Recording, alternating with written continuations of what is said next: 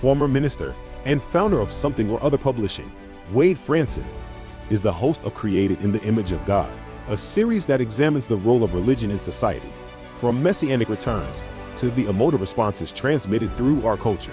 Wade fearlessly addresses reality claims from all directions, objectively exploring their compatibility with Holy Scripture. Joining him is Daniel Sanderson, CEO of Planksiv, an international philosophy and cultural media outlet, helping emerging thought leaders with personal branding by co-creating organic content. Tonight's Spotlight Show: Islamism, with Emery Waters. Welcome, everybody. Tonight's another episode, and it's a very interesting episode. It's on Islamism versus Islam, and we're trying something new in today's show. We are going to be releasing some pre-recorded interviews, and we do have the luxury of having Anne-Marie in studio live, as well as some earlier pre-recorded footage. So we're excited to share that with you guys tonight. Anne-Marie is a British politician and SOOP author with 2 best-selling books to her credit. Waters was born and raised in Dublin, Ireland, and went to a school in Stoneybatter in the city's Northside. She studied journalism at the Nottingham Trent University in England, graduated in 2003, and gained a law degree in London. After a decade in the Labour Party, Waters joined the UK Independence Party, UKIP.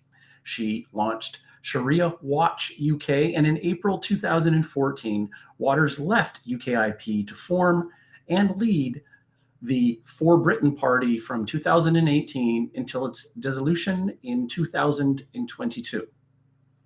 Anne-Marie is currently taking a break from politics to focus on her writing. Anne-Marie has called out negative, destructive elements of what she calls Islamism. For daring to do so, she has been branded an extreme right Islamophobe.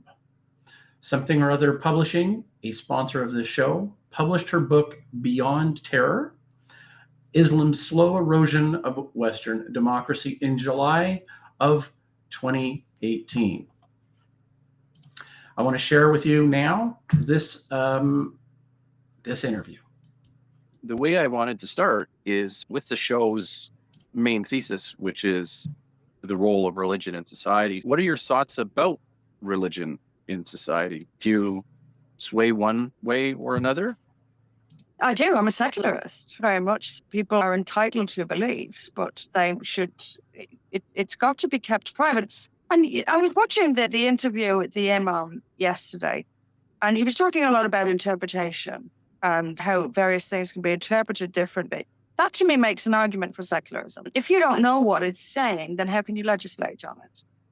We should be legislating on objectivity and on science and on truth. And there is such a thing as objective truth, and we should be legislating on those grounds only. I think we have an innate compassion, an innate sense of justice and right and wrong, which we don't need religion for. In fact, the very fact that we pick from religions in accordance with what we believe is right and wrong is proof that there is an innate sense of right and wrong within the human being that we don't need scripture for. To just level set. So the show that we're doing seeks to take to heart your words that you spoke to me a few days ago when I asked, what's going on with your life? And you said something like, I'm so glad that I'm no longer in a situation where people are taking my words and telling me what they mean. The truth, Wade. This is the truth. I is agree. The truth. If I get a tattoo in my life, which I might just do, it would probably say the truth is true, no matter what. And I agree. You can sometimes, if someone insists that it's not true, and I insist that it is, then I don't know where you go from there. And if telling the truth is lobbing a grenade, then I should just stay in the bunker and not say anything, because I'm going to say what's true. Regardless of whether it's a grenade or not, I can say it politely. But it's the truth that upsets people, not how you say it. That's all we're asking is... And also the head coverings, are those the 2 main things that pop out in your mind as the non sequiturs, the non-starters? No, they're among them. They're not the main reasons. I come at this from a few different perspectives. I come at it as a woman. I come at it as a lawyer, and I come at it as someone who is proudly British. Are you asking me that how we integrate FGM and burqas into British society? My answer to that is we shouldn't. Mm. And I come at that as both a woman and as a British person. We should not. There is no reason for us to integrate these things into our society. Most British people think that abusing the body of a young girl like that is abhorrent and should be met with a jail sentence. I agree with that. But I would also say that such people who insist on living according to practicing things like that shouldn't be here at all. If you want to live, and it took me some time to get here, and this is why people don't like me anymore, I'd come to the conclusion that if you want to live like that, if you want to wear a black blanket over your head, if you want to mutilate your daughters, God bless them. I wish them all the luck in the world. Don't do it in Britain. It's not British. And that's my perspective of wanting to protect culture. I know it is changing rapidly. We have FGM clinics in this country, clinics dedicated to the physical repair of FGM. We didn't have that 20 years ago. Now it's part of British life. FGM is part of British life. There are parts of our capital, London, where it looks like you're in Bangladesh. People walking around, vast crowds of them wearing black covers over their faces. I don't want that in my country. And that's the start. That's where I come from. I wish it was one of the world was like that, but we can't do that. I can't go to Bangladesh and change who they are. I can't go to Saudi Arabia and change who they are. I wish it would change for them because I feel sorry for the people who live in it. But what my concern is, that's now becoming a feature in my life, in my world. And it is perfectly legitimate for, yes, I'm going to say it, white British people to object from a white British point of view.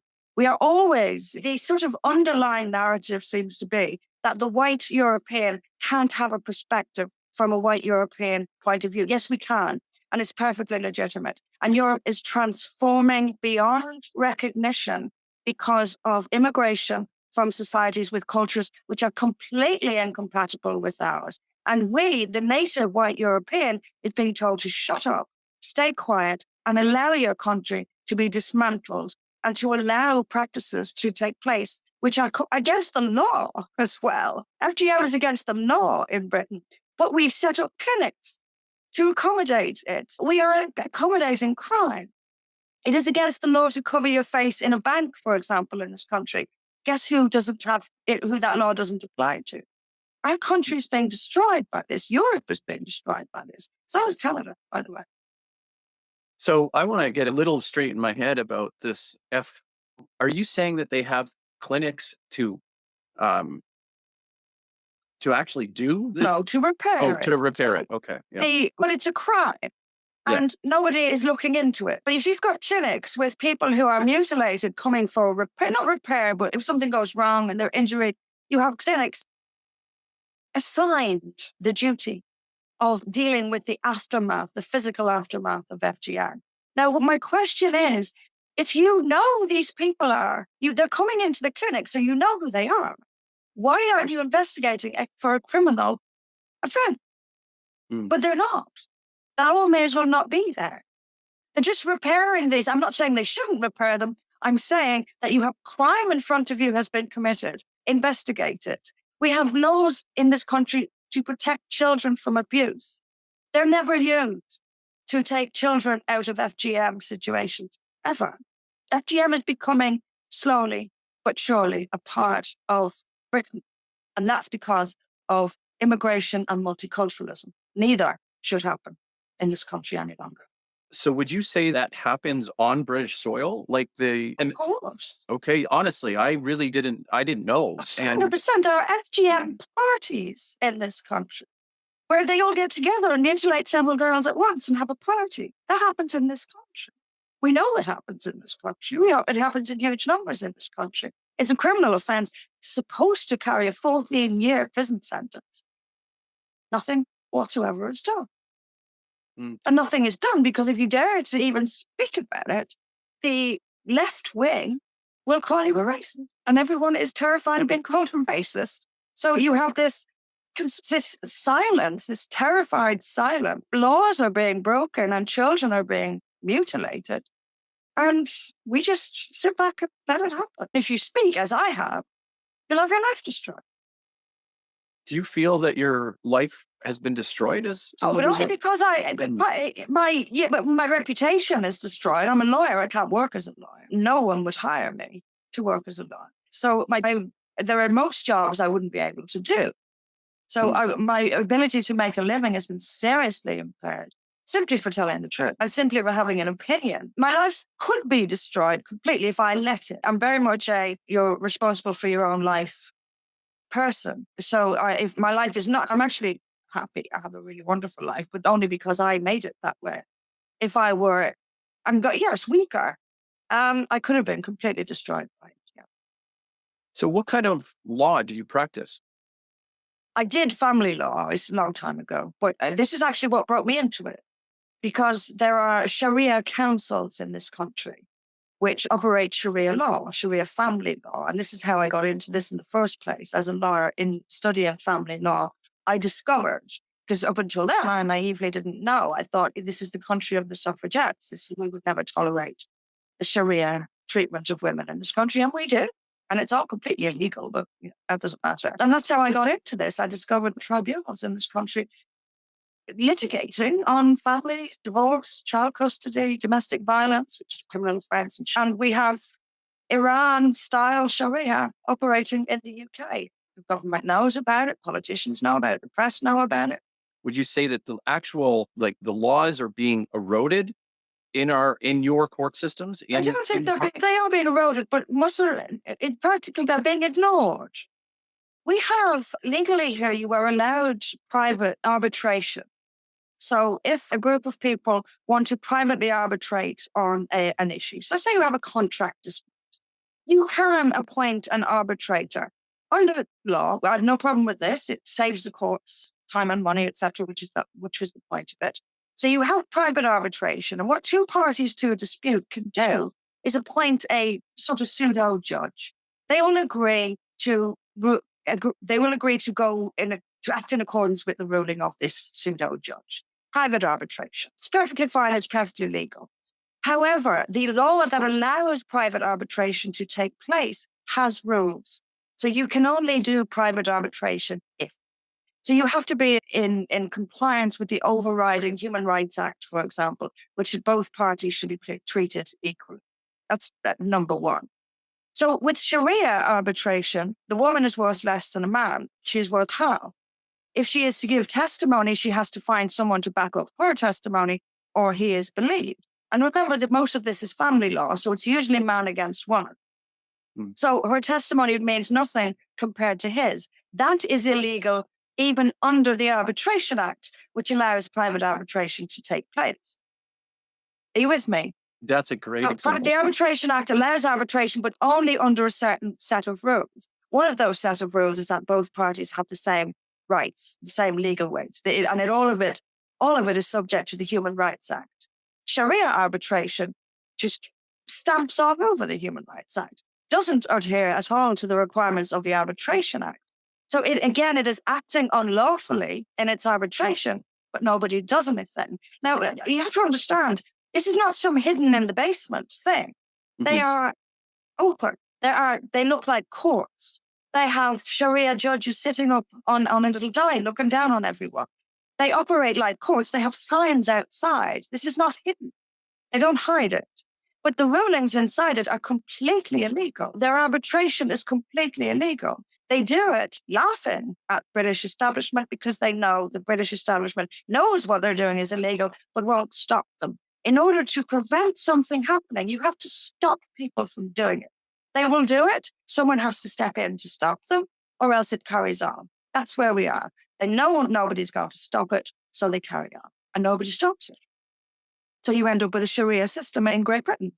Wow. Okay. I want to move it beyond the borders of Great Britain just for a minute, because we know this type of thing happens around the world and in Islamic countries and states where, say, for example, Sharia law is basically like the mainstay of law. What you've described to me is a complete violation of individual rights and freedoms. And from Wade's perspective that this is even prophetic. Okay, now just bear with me a little bit because I know we're both from a secular standpoint. But what's really interesting is that from Wade's perspective, and he'll be able to clear this up as well, but from Wade's perspective, this is evidence that we will be used against us in the coming years and in the future. We will look at these rules and we will judge ourselves by our actions and inactions.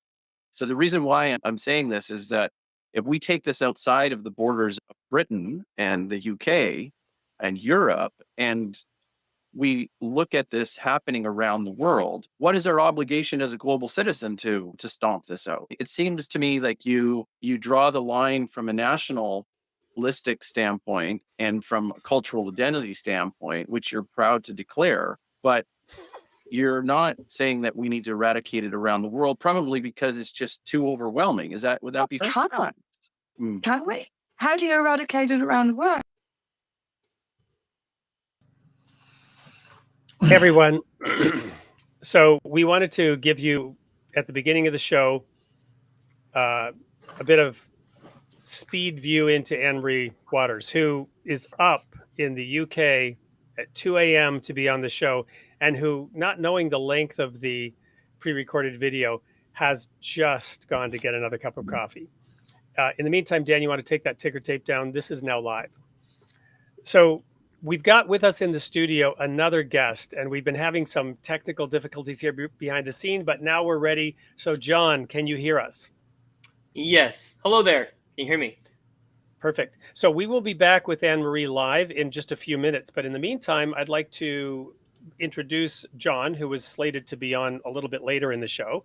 And I'd like to invite John to personally tell us of his background and in his own words, because as you heard Anne-Marie say, she's glad that people are no longer asking her a question and then telling her what she thinks or telling her what she meant. Similarly, John has a very unique background, one that he wants to carefully present in the context of this show so that his purpose and his role on this show is not misinterpreted. So I'll just let you go with it, John. Looks like there's dinner being delivered. Right on time. That looked great. I was actually sorry about this. I was grilling for myself and my wife, but it turned out at the best time. It all works. So I come from an interesting perspective because of my heritage, but that shouldn't be, I think, a reason for someone to be credible or not. Nonetheless, a lot of people operate that way, although I disagree with it. I think it's prejudicial to base off of one's heritage, or for example, the color of their skin or ethnicity, what is it? But that's how our society is working right now. So as a matter of placating the curious mind, I come from an interesting heritage of Middle Eastern on my mom's side and, on my father's side, white. So there's a melding of two worlds, a mixing of two cultures, very different. The East and the West, they meet and they made me. And when you think about Middle East, there's a very safe go-to. It's very likely it's a Muslim country. So a country that the predominant religion and probably the legal system is based off of Islamic theology. So in the case of my mom's family, they came from Iran. Why are we not there? Because we don't feel welcome there. And long story short, a lot of people, a minority of people, but a very large portion of the population in Iran, they have had the systematic persecution on the basis of their religion, on their faith, meaning they don't have the freedom of thought. So if in the country of Iran, you are believing in a mentality or an idea that goes against the common norm, you are systematically rooted out, denied education opportunities, and depending on if there's the equivalent of a pogrom or some kind of mob that comes together, you may be fearing for your life, literally, without the rule of law stopping you from being killed or disappearing forever. So it's a real issue in the country of Iran. People who, it doesn't matter if you're a Jew or a Christian or a Baha'i, well, the largest religious minority in Iran is the Baha'i faith. You are subject to a lot of difficulties. Like if you go to Afghanistan right now, and I want to bring my wife with me, she would not be free to go into that country, though she came from an Islamic country where a lot of people are practicing Islam, and a lot of the rules and laws are based in Islamic doctrine. So I think that from the idea of culture, the idea of where you come from, definitely there's a lot that you're exposed to in your environment. So in the West, a lot of people have seen our cultural dress as a positive thing, as sharing your ideas and virtues and ideals. Sharing something beautiful, like we're all flowers of one garden. That's a concept that I believe in my religion, that there's this concept of unity and diversity. Very beautiful. The difficulty happens when someone wants to force unity and conformity. When someone says that because you're a woman in my culture, I'm going to force you to wear something. That then becomes a systematic symbol of oppression. So it's not just one person making a random act. Yep. It's systematic. Awesome. So John, thank you so much. I really appreciate you level setting and showing why we want you on the show, but I think this is a perfect segue, seeing that Anne-Marie has now recaffeinated herself, to kind of flip back over. And what I want to do at this point in the show is reintroduce you, Anne-Marie, in the context of when I first met you, which is back in 2016, 2017, whenever that was, when we started talking about the need to get your book out. And what I recall is meeting a person who was very passionate about compassion for those who were being mistreated and underserved. And what I want to do is ask you to share what, just in a brief couple of words, keeping this segment short because there's so much we got to get to, but the original reason why you began addressing this particular topic. Yeah, I was studying law at the time, and I made friends with a young woman on my law class when I was in law school, and she was a practicing Muslim, and I was sort of naive about. I didn't really know anything about Islam at the time. I was young and enjoying myself and not taking life incredibly seriously, I suppose.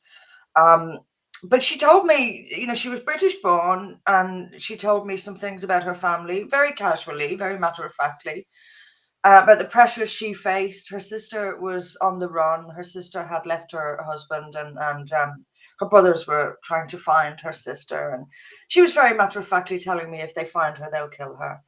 And I kind of got an insight into this that I didn't know this was happening in the UK. I didn't know. And to her, it seemed perfectly normal. Even, it's not as if she had just arrived. She was born in Britain.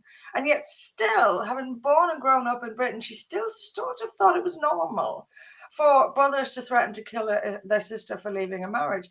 That brought me into looking into Sharia councils because I was studying family law. I discovered the existence of Sharia councils in the UK. That brought me into looking at Islam. I read the Quran. I studied not all of the hadiths, there are too many of them. And I was appalled and shocked at what I saw, and I couldn't believe that we in Great Britain were tolerating this sort of treatment of particularly young women in Great Britain. I thought we had. Again, I was naive. I was young and naive, I think, and was it that. When are we talking here? I think we're 2005. So it's the naivete, the naivete that you referred to, is that regarding the reaction that would result from this? In other words, when I look at this, I'm thinking an unholy alliance, right, between those who proclaim the same, I don't know what else to call them, liberal values that you were addressing, and those who are diametrically opposed to many of those liberal values joining forces to attack you. Yeah, I've since kind of learned a little bit more about why that is. I think the people who, if you talk about, if for simplicity's sake, if we talk about the left and the right, the left absolutely went for me when I started talking about this stuff publicly. They try to destroy your life. They really do. And yet they are the ones who talk about gender equality, and they're the ones who talk about racial equality. And when I said, but we shouldn't be tolerating the genital mutilation of little Somali girls, we wouldn't tolerate it for little white girls, why are we tolerating it for little Somali girls?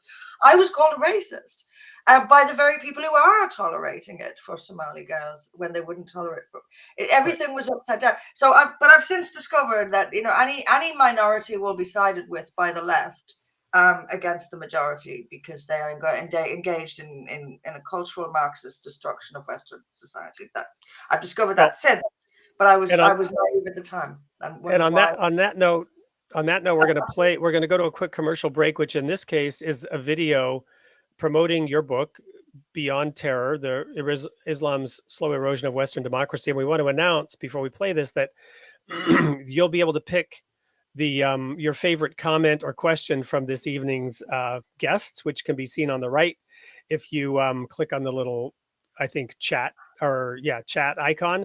And we'll be giving a free copy of your book to the comment of your choice. So let's go ahead and producer, roll that ad right now. And we'll be back then to talk.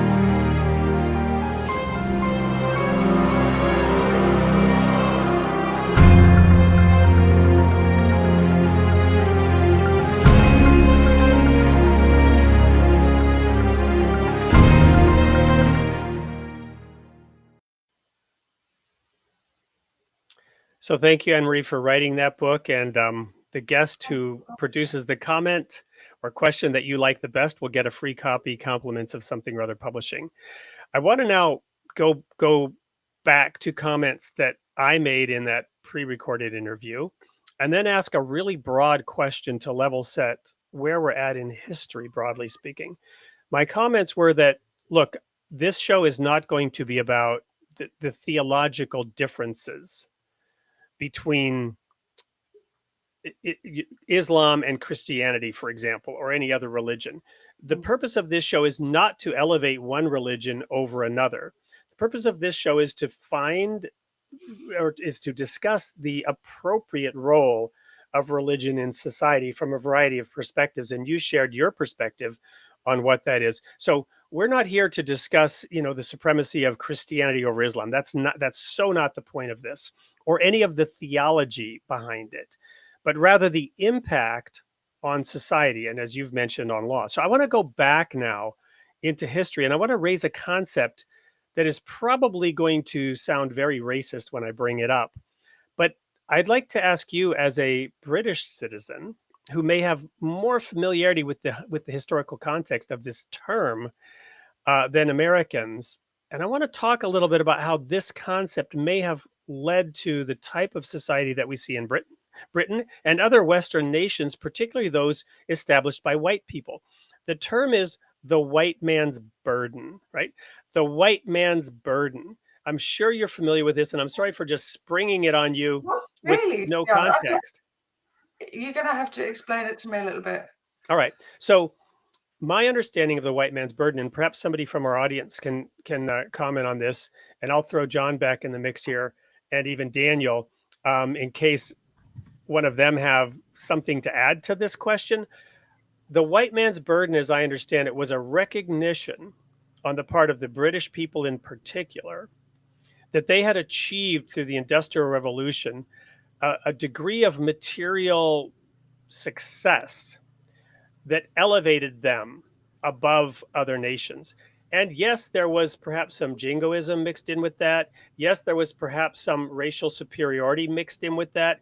Yes, there was perhaps some belief in the superiority of their systems, their culture, their laws, their legal system, right? The foundations of their society, the structure of their civilization, they felt had elevated them to a level of success that exceeded that of other nations. And they felt a sense of responsibility to go out and help the other nations. Thus, the white man's burden, the burden that they felt to help share the success of their civilization with others. In a sense, I believe that there was altruism behind this, but it is viewed, of course, in the historical context today as being an incredibly racist, racial superiority kind of thing, when in fact, in my view, it was an attempt to find out how can we best serve other nations. Daniel, John, any familiarity you have with this context or this concept, and anything you can add to it? I do, but John, go ahead if you want to take a run at it first. Well, some people criticize that it happens today, just transformed into other names. And I mean, right, they call it paternalism today, or other things, right? Yeah, or some people being called a white knight, for example, coming in to save the day because somehow people need saving. So I feel criticism for everything, but there definitely was in the context of the imperialism of the past a genuine direction of God, glory, and gold. So the idea is you bring God, you make glory, and you take the gold. That's the idea of how it was since the conquistadors, the Spanish, went and conquered the New World at the time, when they conquered other peoples. So this is not a new concept. Actually, if anything, this concept is very ancient and not unique to the idea, I think, of one nation or one ethnicity being the white man's burden. I think that if you go to Genghis Khan, the Mongolians, they had the similar idea that they were taking their superiority to the whole world. John, have you actually studied into the literature and the thesis that was created at the time of this concept? I personally believe the idea was that everyone is a savage, and that the civilization of the West will take this, again, civilization of the West will be taken through the people who have it and enforced on people who don't, making them to live their way. So, for example, in Canada, until even the turn of the last millennium, we're talking the 2000s, you still had this feeling towards the natives of Canada. You had extreme racism that was applied to the native peoples of Canada, where they weren't even given basic sustenance because of their inferiority. And those who were forced into the schools were forced to completely divorce from their cultures and just do exactly what was considered civilized. So you definitely have, across cultures around the world, an idea that there's one way to do it, and whatever you're coming from is not important. What we're giving you is the best and the only way you're going to do things. And you still see that with the British system today. If you have heard of the International Baccalaureate program, it's considered an international school for diplomats that children around the world can partake in public schools. The idea is that there's a British system of education, and you're going to go to this standard, and this standard is going to be held for you to grow to that standard and meet that standard. And depending on how you use it, there is a positive sense of trying to meet a standard for education, but it's only positive where it is welcome and desired. Whereas if it is forced on a culture or a people that don't want it, then it's not so. So that's where So let me stop you there, because I think that's a good place to end. You actually took it in kind of the opposite direction I was expecting and I was inviting, which is fine. my perspective in bringing this up is that the intent of the people who formulated this theory, just like many things, was, in my opinion, positive. And I'm sure everyone will now call me a racist for saying this, but the intent was to reach out and help other people. That's my opinion from having read the literature of the time and what they were trying to do. It was not a gold grab at all in terms of how it was formulated and why it was done. The excesses of what occurred is another matter, but that's nothing new. But Dan, did you have a perspective on this? Yeah, I agree with that, Wade. And the best intentions can have a way of going sideways or being misinterpreted through future generations. And I think, for example, the U.S. Declaration of Independence, I think this and other founding documents from the founding fathers of the United States were so very well planned. They have that right balance of ambiguity and freedom within the words and the laws for it to, and so it's difficult because history can paint a picture with this. Anne-Marie mentioned earlier in the thing and characterized it under an umbrella of a Marxist ideology. And I know I'm kind of mixing things here, but I do get that. I get how things can be turned for their own manipulative ways. So let me jump back in because I really want to get to Anne-Marie. I was just trying to actually set a stage for you, Anne-Marie. And I appreciate the different perspectives here. And that's why we love having them on the show, because it takes us to places where I, as the main, host of the show, don't even expect. But where I was going with this is when you mentioned, those who seek to elevate women's rights actually now acting in opposition is really, in my opinion, what John described. The intentions of the Labour Party, going back decades, might have been to, work for the common man, elevate them, give everyone a fair shot. But it's morphed into something different today, is what I'm hearing from you. And the original intentions of even British colonialism might have been to bring elevation and opportunity and material benefits to those who, frankly, there were many countries where disease and all kinds of issues were more prevalent than what England had managed to overcome. So I was trying to set that kind of stage to get your perspective on where, why we are in that situation today where, as you call it, the left is promoting those values and views that actually degrade women in this context. Women are secondary to them is the only conclusion I can come to. So women are sort of collateral damage. If they're destroying the rights of women, that's okay, because their greater aim is the destruction of capitalism, essentially. And they will do anything. They will align themselves with people with completely opposing views to what they pretend to hold, if it means the attacking capitalism. That is what I've discovered over the years is their true aim. Might some people be altruistic? Yes. I think they do. I think they are. But I've had so many occasions when I've explained to people, on the very rare occasion when they listen, and you say to them, look, hear what I'm telling you. In Great Britain today, young Somali girls are having their genitals mutilated.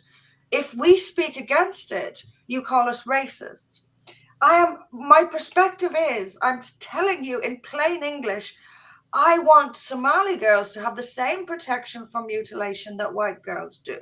You don't. You're saying we ought to allow it in the name of multiculturalism. And yet you are calling me a racist. You have decided to sacrifice a certain demographic of girls in the name of allowing multiculturalism to be practiced in the UK.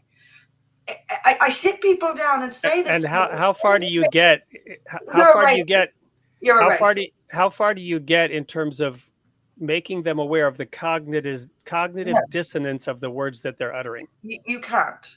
You can't. You can't. I mean, people are too afraid to agree with me in public. So we've got a sort of an Orwellian 2 minutes hate thing. If anyone dares to dissent, even with a facial expression, they will be subject to verbal battery. You're a racist, you're a racist, you're a racist. You must understand, in the UK, you cannot be called a racist. It's life destroying just to be called it. You don't have to be it. You only have to be called it.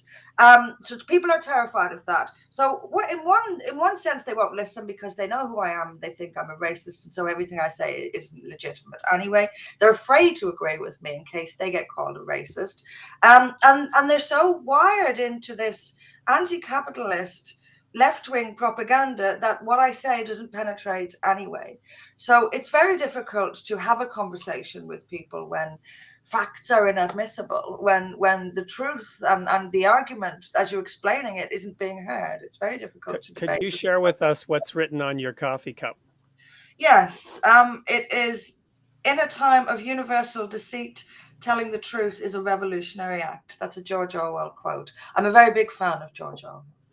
Very big fan. His books, by the way, are now considered far right by the British government. They've got a prevent scheme, which is, again, it's named quite well actually, because its intention, it was set off to stop people thinking the wrong things. So if you think the wrong things and you express them, you will you'll come under the umbrella of the prevent scheme, which is to intervene and correct your thinking. And if you think I'm those words, correct your thinking, is actually what they use. The police arrive at people's doors to correct their thinking in Britain today. And George Orwell's works are now considered a red flag for extremism. I mean, I remember, if you think about it, though, that this was how it was for the past century with the British. Even, I don't know how long, maybe centuries with the British. It's the same culture that's now being used against itself.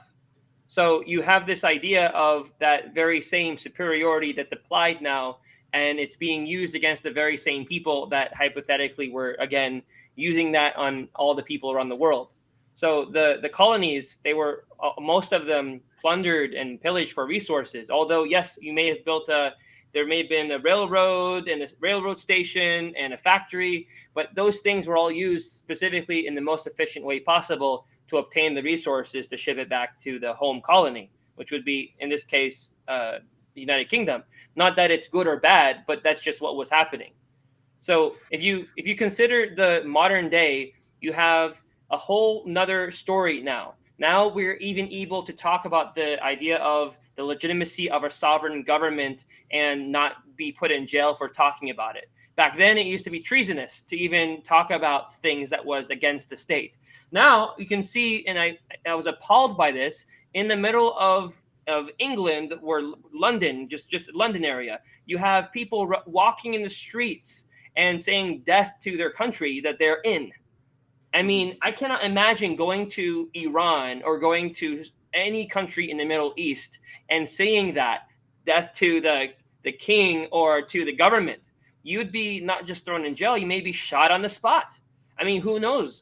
I'm not very fond of the idea of trying the experiment. So I have a question for you, if I may, and this kind of draws things to the present day.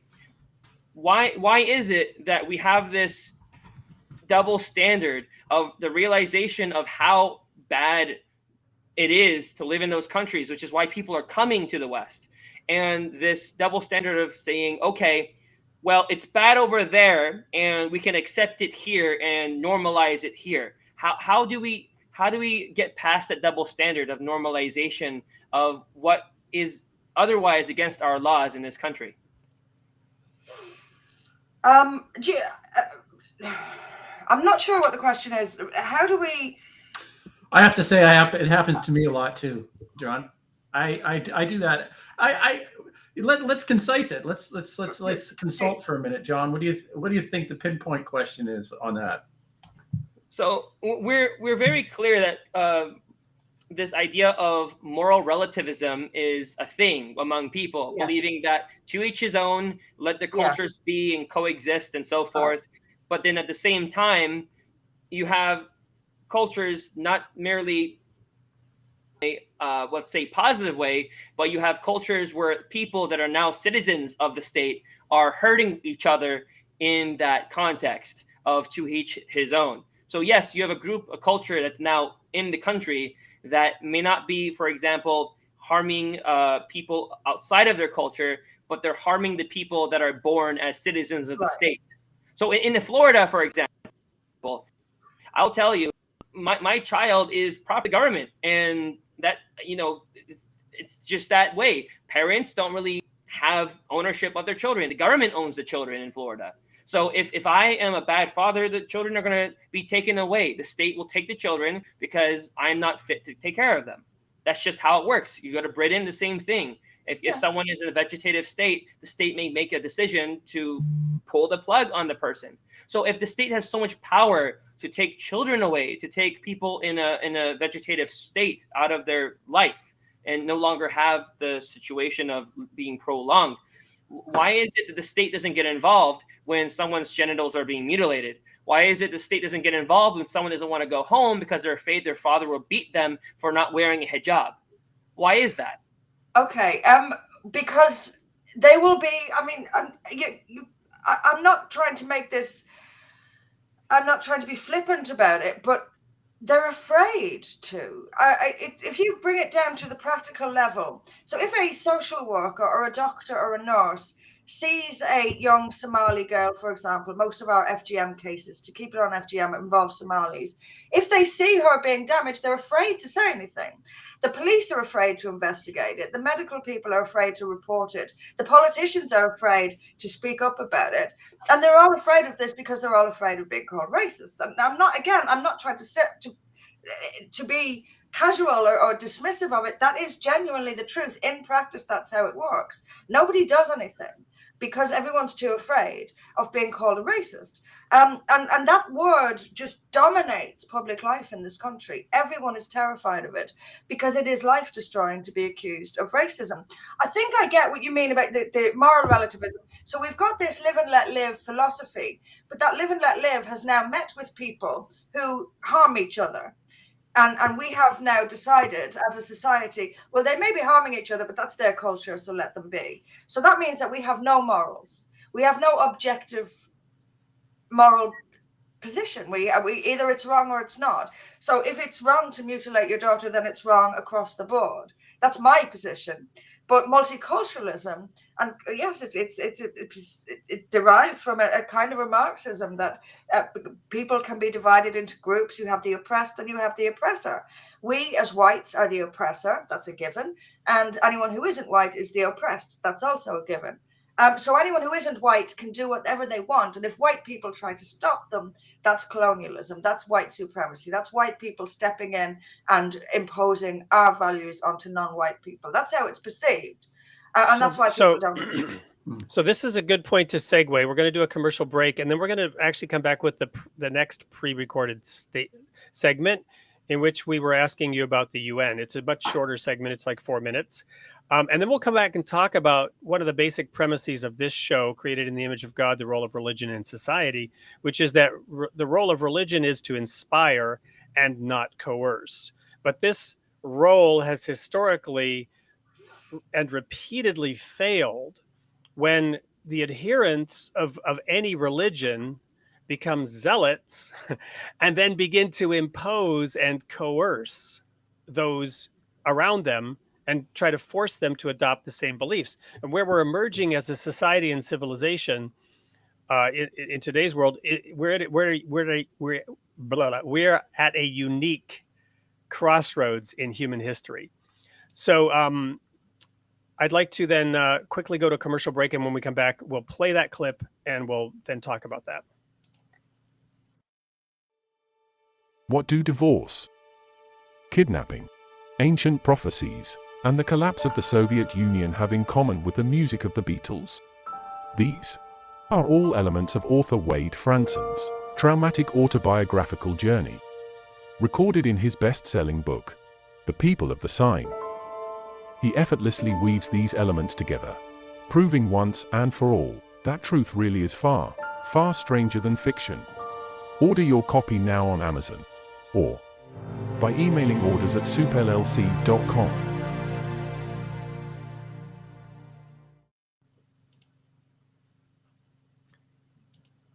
I believe in nation states. I believe in nation states because, first of all, some of them are like this one is very old. And you can't just wipe it out. People have emotional attachment to their nation. I certainly do. And my answer to, I really wish that we could make things different in countries like Saudi Arabia or Pakistan. I just don't see how we can. However, a starting point might be the United Nations could do or practice what it preaches. The United Nations has a list of human rights, inalienable human rights, but it allows Saudi Arabia, which doesn't respect those in any way, shape, or form, to sit on its bodies. If you really believe in those rights, then you shouldn't have. Saudi Arabia shouldn't even be in the UN, much less sitting on a human rights council. They put Iran on a women's rights council. It's absurd. So they don't believe in it, obviously. I don't think those countries should be allowed anywhere near the United Nations if it believed in what it says it believes.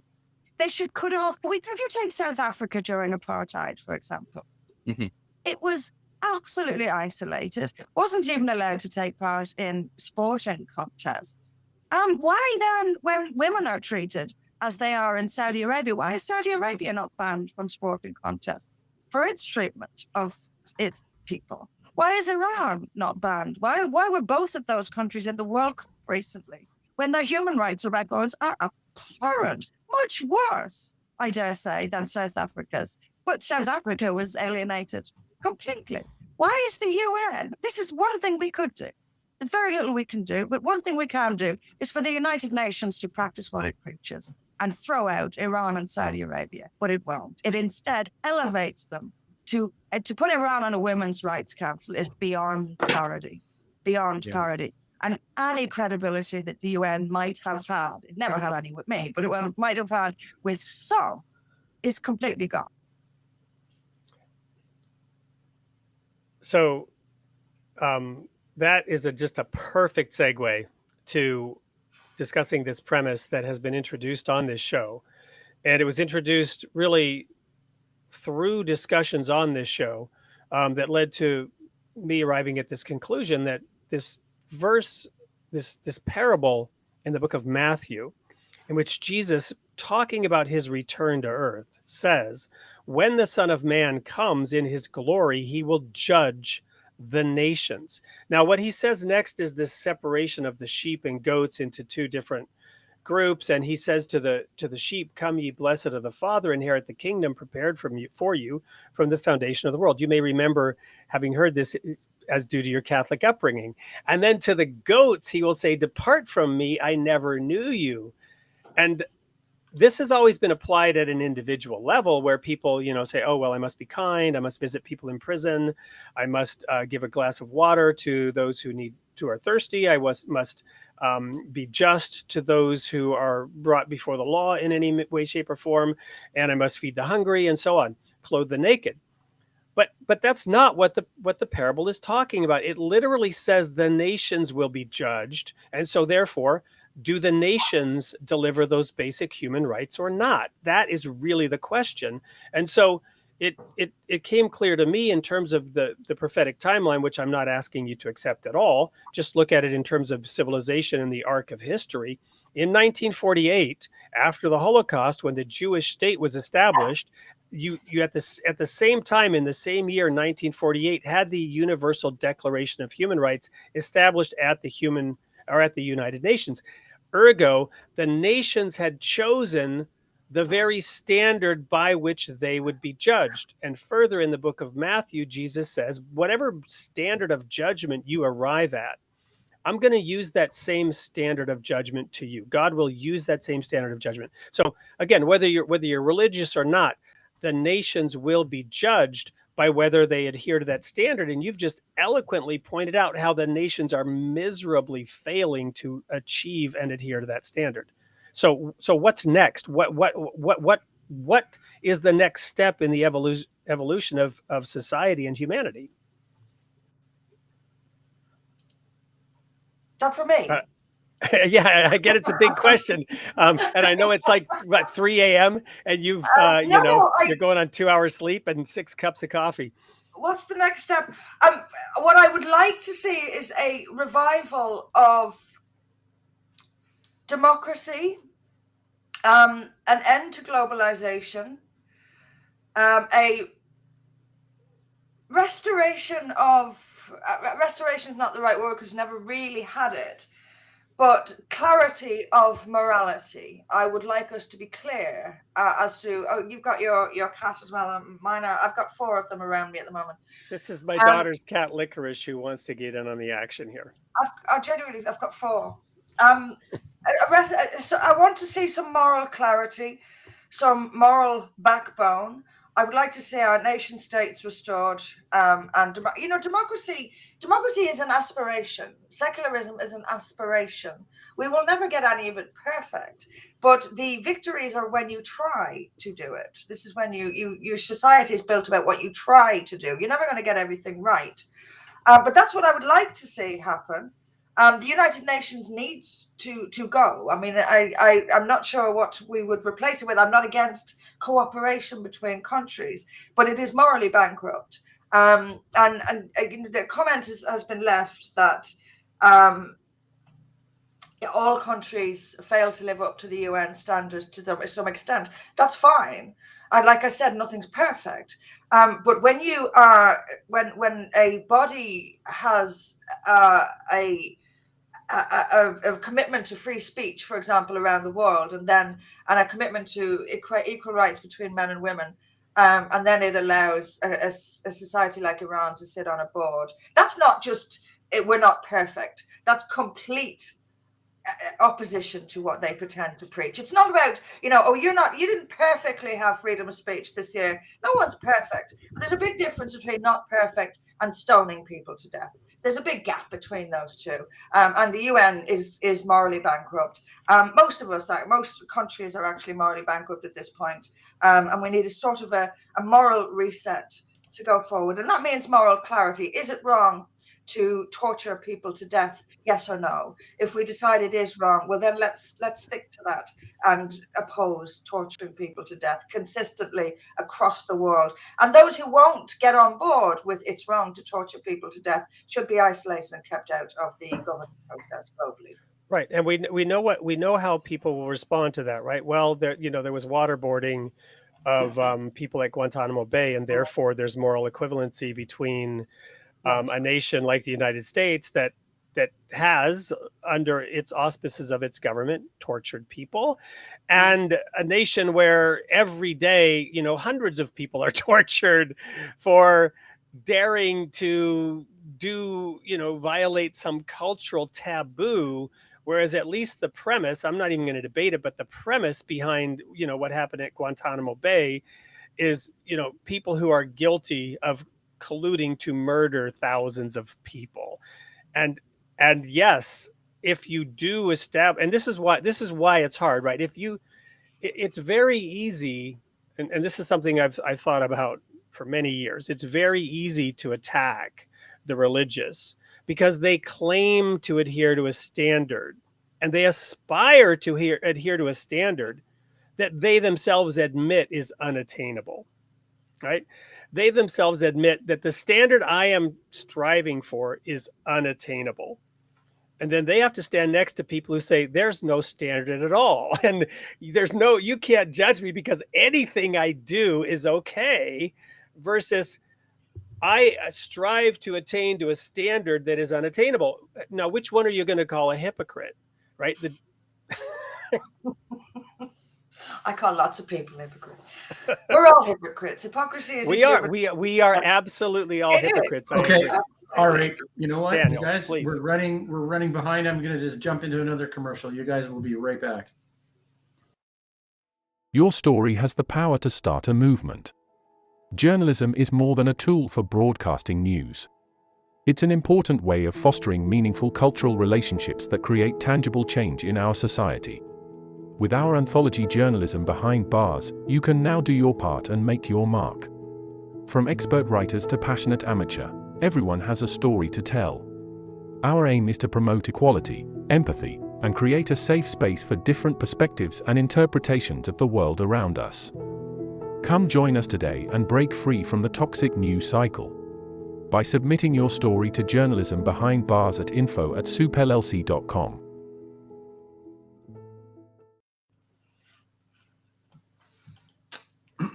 I'm overruling you here, Dan. I'm going to go Okay. to All right. segment 8.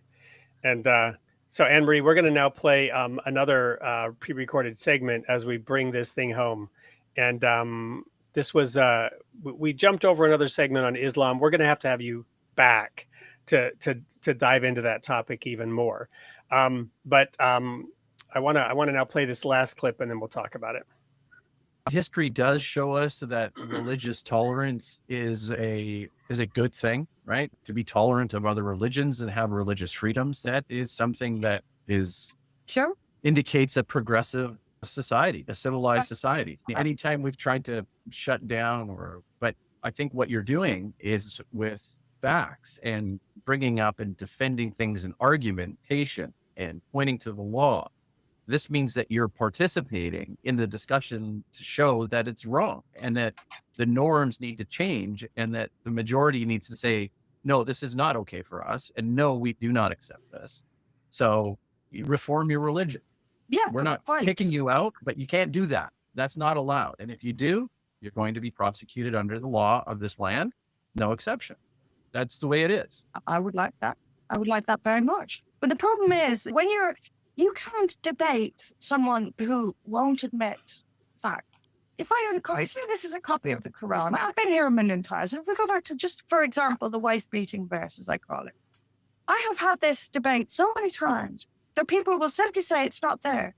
And I'll say it is there. And they'll say it's not there. And I'll say it is there. And it's as if we act as if there's no way of knowing. When all we have to do is pick it up, open the page and say, look, there it is. But that doesn't happen. So you can't debate that. You can't debate people who are insisting that what's true isn't true. And I know that's what would happen with this guy. I know. Is there an if? So I want to take a moment to re-level set and then kind of get your concluding remarks for tonight, Anne-Marie, and then we'll maybe look at a couple of comments from the audience as well to make sure that we give those books away. So I'm a Baha'i. John Piltz, who was here earlier, he's a Baha'i. The Baha'i faith teaches that there is a thing called progressive revelation. I'm also a fundamentalist, so I'm kind of a very weird Baha'i. I'm a fundamentalist in the sense that my religious training is to believe what I read in kind of a strange way. What you said, look, this is what the words say, and this is what they mean. Now, the foundations of Western civilization rely on, it's called the Judeo-Christian civilization, right? They rely on the words of the Old Testament and the New Testament. Now, for some strange reason, the Jews have found a way to, frankly, reinterpret their writings for the modern era, right? They have not, they do not advocate genocide today, though I could point to verses in the Old Testament where God is telling Israel to commit genocide. And it's justified. God is telling not the modern state of Israel. God is telling the ancient Israelites when they come out of Egypt and they enter the promised land to kill not just the soldiers, not just the women, not just the children, but every animal as well, right? So we'd have the animal rights activists up in arms over that one. But the Jews have found a way to reinterpret their writings for the modern era. Other religions, I was a Christian for many years. I was a Christian minister. I've studied into the original teachings of the New Testament and how I believe the church became corrupt, right? And Jesus consistently said, here's what was intended from the beginning, right? Which kind of goes back even before the writings of the Jewish scriptures. So, for example, the title of my second book, The Hardness of the Heart, comes from this test that was posed to Jesus about the matter of divorce. Moses said you could divorce your wife for any reason. It enters your mind, I want to divorce her. Just give her a bill of divorce and she's gone. And Jesus said, well, Moses allowed that because of the hardness of your heart, but from the beginning it was not so. In other words, that's clearly not the intent of God, right? So, similarly with Islam, right? I would advocate that Islam has a role. I'm not saying that the religion of Islam should in some way be abolished, but in the modern era and with the benefit of enlightenment, the benefit of scientific study, the benefit of evidence and what works, you have to go back, you have to look at those scriptures, you have to reinterpret them. You do have to look at them in their cultural context to understand the intent. You have to look at, where was society at? Where were the tribes of Arabia at when the Quran was delivered? Well, they were literally burying their daughters in the sand. And some of the laws and rules in the Quran were to begin moving society at that time forward from what it was to what it needed to become. What I'm trying to do here is level set where we're going to go next. I want to talk for a moment about female genital mutilation. And you see in the comments, I'll go ahead and share this one. There is the Tahrir Justice Center and Layli Miller-Muro, who happens to be a Baha'i, but she addresses this issue of female genital mutilation. So this is a tip. It might be something worth looking into. She addresses it from the context of Islam, but I can already share what the Imam will say to this issue to kind of give you a heads up before we get to the wife beating verse. And that is that there's nothing in the Quran that in any way advocates female genital mutilation. And I believe that to be true. I believe that it's not proved in the Hadith. Right. I believe that this is something that has been introduced, frankly, from other cultures, right? This is baggage that is being brought in from other cultures in Africa that it's not in the Quran. So that's something that, the Imam will address. The issue of the wife beating verse is going to be a different one, and that's going to be a more difficult discussion. And I believe So let me stop there and just allow you to respond to that, because I don't mean to cut you off or not let you speak to it. No, the FGM isn't in the Quran, and it did exist before Islam. But Muhammad did sanction it, and Muhammad did advocate it in the Hadiths. Not everything has to be in the Quran to be Islamic. Now, the problem you've got, and we've seen it time and time again, is that when people try to fight FGM, try to get it stopped, the clerics will come back with, well, Muhammad did it. Therefore, you're insulting Muhammad by calling for an end of sin. You see this countless times. It's the same with child marriage. Child marriage isn't in the Quran, but Muhammad married Aisha when she was 6 and quote unquote consummated the marriage when she was 9. Now, for that reason, again, it's not in the Quran. But what Muhammad did is also part of Islam. The Quran is not the beginning and end of Islam. So when you see in Pakistan, for example, there were activists trying to get the law to crack down on child marriage, and a council of imams said no, Muhammad did it. So that's the problem you've got. I mean, I'm not saying that other cultures don't have disgusting elements to them throughout history, but the problem you've got is that when it's sanctioned by Muhammad in Islam, it's so much harder to bring an end to it, because you're deemed to be insulting Islam if you dare to question the activities of Muhammad. And you can put it into a context of the time. That's fine. But that doesn't seem to wash with the clerics who have all the power, right? Absolutely. So you might say we can put it in a culture and context, fine. If we believe it's in a culture or a context of its time, fine. But the clerics who call the shots, they don't believe that, and that's the problem. Thank you. I think what we'll do, and what I'm doing here is also, this is a live show, and we're thinking and acting as we go, right? And preparing for what's going to come next. I think what we're going to do here, we'll actually introduce some guests and start talking about this concept of progressive revelation, what it is and what it isn't, and how religion gets reformed or how it can get updated. But I want to take it now out of the context of religion and talk about another topic. We had Jason Persoff on, was it last week? Time flies.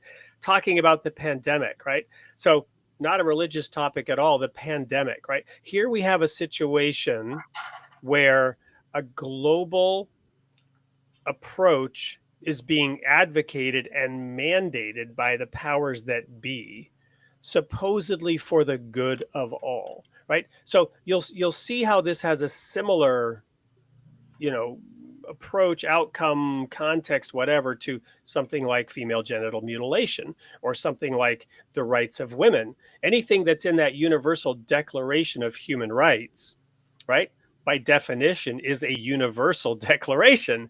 And if a global organization had the power they would be wanting to enforce that. So you have an opportunity and a challenge of people on any side of one issue to look in the mirror and identify their own hypocrisy. And by that, I don't mean some evil, horrible, indelible stain of racism, but rather to look objectively and identify their own cognitive dissonance, right? Their own double standards and false equivalencies, right? So if you say that, some group of people or some majority decides we must stamp out female genital mutilation all over the world, and I know that's not necessarily your position, which is why I look forward to your response.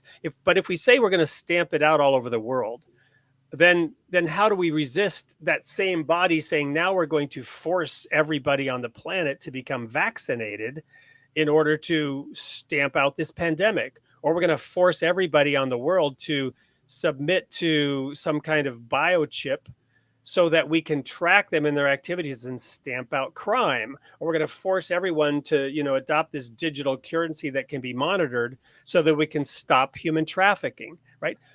How do we, these issues are all of a kind, right? Of a super authority that would deem how all of humanity must be managed. But again, you're equating the forced medical procedure on the world's people against their will with stopping the mutilation of children. I don't see any equivalence between them. I don't want any global body to have the authority to forcefully subject us to medical treatments that we don't want and that we don't need.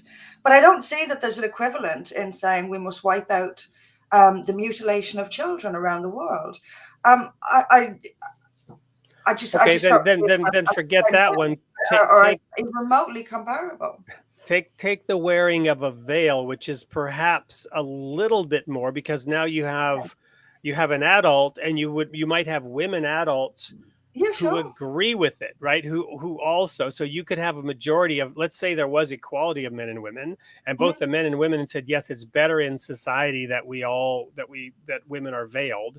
And now we have the power to begin enforcing that on other people. When you say veiled, do you mean over the head or over the face? What I'm getting at is the principle, the principle of insisting on a standard for all humanity and then enforcing that standard. I'm not calling for a standard for all humanity, though. I'm calling for morals. Wearing a veil around your head is not really an immoral act. By whose standard? Who determines what the morals are? How do we arrive at that? We have it in us, Wade. We have an innate morality within us. Even the most fervently religious people, when they're blowing people up, deep down they know what they're doing is wrong, but they override that feeling because of religious instruction or political anger or whatever it may be. We have it in us. I believe humans are innately are born with a sense of right and wrong. So do you believe that does it cause death and objective suffering? And then it's wrong. Does it cause enslavement and torment for people? And we all know what that means. So do you believe then that objectivity there? Do you believe then that the Universal Declaration of Human Rights has gotten it approximately correct? Pretty much. Yeah, it's aspirational. We're humans. We're always going to mess things up. We're always going to be hypocritical. We are all hypocrites. But we aspire. And in our aspiration, we make progress. That's the point. If we aspire to be good, we'll tend to do good acts in that aspiration. We won't be perfect. We won't always do good. But the aspiration is what makes us do good things on our journey. It's the same with democracy, and it's the same with the UN declarations. But the UN has lost its authority, not because I want it to impose a global standard, but you cannot say that you are against, that you are for freedom of speech or freedom of expression, and then allow somewhere like Saudi Arabia to sit on a board representing that rights, when Saudi Arabia, by law of the land, kills for what they express. This is, there's tiny little inconsistencies and wrongness where humans always will be, but that's too big to tolerate. Sure. So Our common So sense you would tell us that. would you agree then? And I'm not trying to put words in your mouth. I'm just trying to clarify. Would you agree then that the United Nations, when it was established, and the Universal Declaration of Human Rights, obviously it was aspirational, but was it inspirational, right? Was the world kind of excited about this at the time and wanted to do it and wanted to see it succeed? Did it inspire at that time? And has it since lost its ability to inspire because of its blatant, unbelievable hypocrisy? I think it's lost its ability to. I'm not sure people were, perhaps Western countries were, because they were already on board. We know that is a group of Islamic countries completely objected to it and came up with their own Sharia compliant Declaration of Rights, which of course are not rights at all. So no, the whole world didn't respond well to it because large chunks of the world don't agree with the UN Declaration of Human Rights. Western countries, yes, I'm sure they agreed with it on paper because it was largely where Western democracies are coming from in the first place. But the world does not agree with it and still does not agree with it. And Muslim nations in particularly didn't agree with it and said so and still say so. So I'm going to throw out a tiny bit of history then for people, and then I'm going to invite you, Dan, to comment on this. Then we're going to go to one final commercial break about next week's show, and then we're going to come back and get your final words, Anne-Marie, because I know you want to get to sleep because you have stuff you need to get to in the morning. I don't think I will now. After all that caffeine. So here's the tiny bit of history, right? The League of Nations was established under the direction of an American president, and I'm having a brain freeze on which one it was right now. But the Congress did not allow United States to join it. So the League of Nations was doomed to fail, even though the United States drove it and created it and brought it together. The United States didn't actually join it. Further, the indigenous nations of the United States had absolutely zero consideration or standing. When the United Nations was established much later, the United States did join that.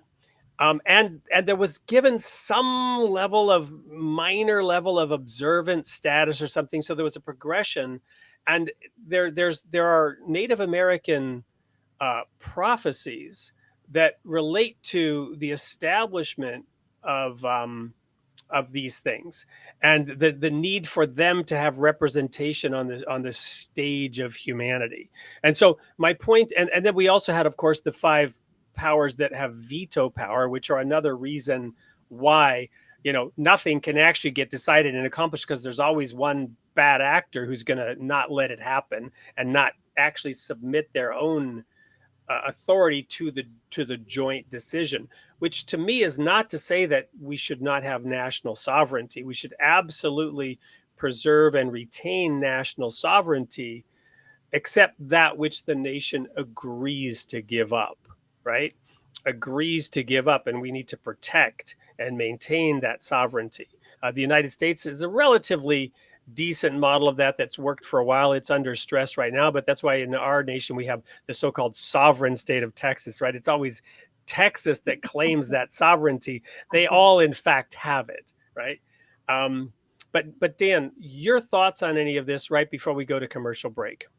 I've been spending a lot of time on property rights and where they came from with John Locke, and been working on something called the metaphysics of ownership, of property ownership. And I think what I've been able to come up with is that you create a mine and a yours with the ownership of property, right? And this is fundamental to civilized society.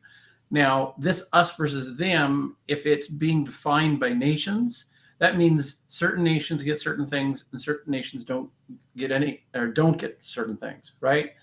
And how do we decide that? Well, that's up to the nations to decide that if we're defining things at the nation state. If we don't define things at the nation state, then we become a homogeneous sort of it's unrecognizable. And it seems like this is the hope of the neoliberal order and globalization, is to take all the benefits about multiculturalism, but unfortunately there's a downside to the pluralistic sort of homogenization of cultures across the world. And I think that's what Anne-Marie is doing. She's trying to stand up and say that a relatively new culture that isn't defined, that isn't identified, I'm standing up and I'm yelling and screaming. I'm identifying this as a culture, and we're protective. So back off. That's what's kind of going on there, right? And I think it's I would say, do you say it's valid or not? Well, I mean, actually, I really wasn't thinking it as an ultimate truth claim. I think it's actually an identity claim. It's a claim for culture. This is how we like to live. This is how we like to identify ourselves as. And now we want to put that idea forward, that dogma forward. Why would some get to elevate their identity claim above the identity claims of everybody else? Well, that's the thing. And it seems like the relatively new countries allow more of that type of thing. There's less history in America or in Canada than there is in Europe, for example. I would submit it has less to do with history, and it has more to do with the, generosity of spirit, which again, immediately somebody will come out and say, no, you guys are racist. It's xenophobic. No, it's the generosity of spirit that has allowed the erosion of that identity. It's the desire for multiculturalism that has allowed the erosion of that identity to the point where some people are saying, hey, wait a minute, this has gone too far. And now they want to preserve their identity. And then they're, to your point, Anne-Marie, they're being declared to be racists for doing so when everybody else gets to do it to even a greater degree. Only white people. You see, white Europeans are not allowed to have their culture or identity. Everyone else in the world is, but white people are not. And this let me give you a moment to gather your thoughts on that topic. We're going to go to commercial break, and then when we come back, we'll let you have the final word. And if you see a comment out there that you like the best, you'll get to award your book. But I want to announce that this ad that we're about to play is for next week's guest. We're going to have a PhD in human relations, working in many major corporations within the U.S. with another fellow author. Talking about the loss of her mother, a book she wrote, and the grieving process. So we'll play that ad, and then we'll come back, Anne-Marie, and get to hear you wrap it up for us.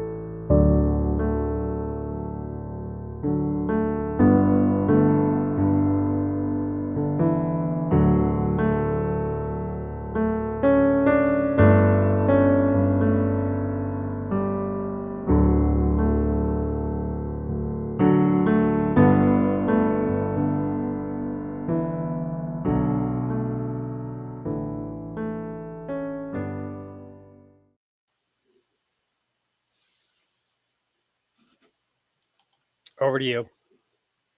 Oh, I will answer one of the questions in the comments, if that's okay. Perfect. It came in quite early. What's wrong with people using their cultural dress in Britain? Isn't it a separate issue? Now, that's actually a really important question, because it gives me a chance to clarify that this isn't about making us all the same. That's not what I am aspiring to at all. I like color. I like variety. I think the existence of nation states gives the world variety and color, and it's interesting, and it's good to mix with other people and learn from their experience and their perspective. But if we talk about cultural dress in Britain, I've no problem with people dressing however they like in Britain. What the issue is covering the face. And this is only one group of people is permitted to cover their face in this country, and that is Muslims who wear a niqab. That is wrong, and that is wrong for a few reasons. One, because the niqab is dehumanizing to women objectively. And two, it elevates Islam above the rest of us because only Muslims are allowed to do it. And three, it renders our law meaningless. We're not one law for all. If I'm not allowed to wear a black cover over my face, other people shouldn't be able to either. I'm not calling for uniformity. I'm not calling for sameness. I'm calling for a moral clarity, as clear as we can get it as human beings, that torture and torment and enslavement is wrong, and it is wrong under the guise of religion just as much as it is under the guise of atheism. I'm the good guy. I want people to be free. I want people to be happy. I want us to make the most of our lives as best we can. But we have got to have a clarity and those about what is moral and what isn't. And those who don't agree, those who will object to a prohibition on killing or enslaving, shouldn't actually be allowed into the conversation when we are talking about how to structure society in a way that doesn't allow for willy-nilly killing and enslaving. So, and also, just quick note on secularism, if I may. We talk about interpretation and different. We debate the meaning of words in religious scriptures. That to me is, as I said to Daniel last week, is why it cannot be the basis of legislation. If we take the Quran, for example, people don't agree what one verse says, then how can you impose that verse if even within the faith nobody agrees what it's actually saying? We've got to base our society. Philosophy, if you want to live your personal life, I live by a spiritual philosophy. It's mine and it's private to me. That is essentially what I see the role of religion as taking, a personal philosophy. But if we are all to be free, then we must agree a moral standard that we are all held to, regardless of what our religion teaches. And that must be enforced by law, because one of the great paradoxes of life, of course, is there must be law and order in order for us to be free. There must be rules in order for us to be free. And that's where I'm coming from. I'm reminded of several of the great prophets of your nation, John Cleese, Michael Palin, Eric Idle, and their famous movie, The Life of Brian, Great where, film. it's the gourd versus the sandal, right? And you have a faction forming because one of them received the gourd that he handed off while another one picked up the sandal that had fallen off his foot, right? And your point about words, words have split entire denominations into competing factions. Interpretation of whether, I won't go there because I said we're not really here to discuss theology, but rather the outcome of that. So, as an attorney, you recognize that in law people fight over words too, but those laws get to be defined. And then those words have that meaning, and you don't have suddenly a separate legal system being erected, which is to your point about Sharia law in Great Britain. What on this particular topic, and I guess we'll conclude with this thought, we have several experts planned for future shows, experts in religious freedom, because I hear you and I agree with you. And at the same time, as a person of faith and religion here in the United States, I'm grateful that I have certain rights that allow me, frankly, to be treated differently under the law in America, right? So one of the great debates, again, getting back to the pandemic, was why were churches singled out? Why were churches singled out more? You know the answer to that. Well, it's the answer to that. Well, but isn't it because there are those who would like to see the erosion of freedom of religion? No, freedom of Christians. You won't see the same people calling for mosques to be closed because they see Christianity as Western, and they're attacking the West. But again, where that, and we might say that might be because certain Islamists are playing the long game, right? They'd like to see this destroyed, but then they can reemerge and take over and establish themselves. But those who are facilitating that erosion are in fact wanting there not to be, any religious exemptions. You follow me? It's not that they want society to become governed by Sharia law, right? It's that they're fighting a common enemy. Well, some people want society to be governed by Sharia law, but it isn't the Muslims who single out the churches to close them down. It's again, I use it only for simplicity. But my point is, aside from that, what should the law be in this regard? Because to your point, you can't have your cake and eat it too. You can't logically outlaw one religion and encourage another. I'm not calling for any religion to be outlawed. I'm calling for religions to be subject to a law that is decided between us all democratically. And I'm not, and just to be clear as well, I'm a secularist, but I'm a moderate secularist. I understand, for example, with this country, I don't want to see the Church of England disestablished, because the Church of England is part of the fabric and heritage of this country. I still find it strange to say the King. The King is head of the Church of England. I wouldn't have it any other way. That's not really the point. That's heritage. I'm not calling for religions to be banned. I've never said anything of the kind. Right. No, I'm calling for them to be subject to a law that is applied to everyone equally. And if your religion clashes with that law, then I'm afraid it's your religion that has to change, not the law. And this will, I look so forward to continue this conversation. Hopefully we'll be able to find a time to pre-record, or you'll be willing to stay up all night again to have that fascinating discussion. As we move forward with those experts, I'd love to have the British perspective when we have these experts who are university professors, studying religious law here in the United States, where we have this concept of freedom of religion in a way that's, England has it too, but we have it under slightly different legal, foundations. So I don't know how to thank you enough for staying up all night, for coming onto this show.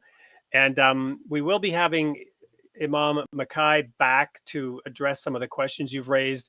We're going to allow him also the time to do so in the manner we've allowed you tonight. And it is our hope that we will also get the two of you together to really, have an honest discussion about this that might result in you or he, shifting your attitude slightly or not. But in any case, presenting perspectives that the audience can then learn from, whether they're learning from you, whether they're learning from him, whether they're reshaping or forming their attitudes and their opinions in that aspirational way that you spoke to. Because I agree with you, we all have the capacity to recognize good and evil, right? I believe we were given that in the first verses of the book of Genesis, where we were told, not to take of the tree of the knowledge of good and evil. And yet there was this little serpent placed in that same garden that said, go ahead and eat it, right? So it's a fascinating story and a fascinating concept.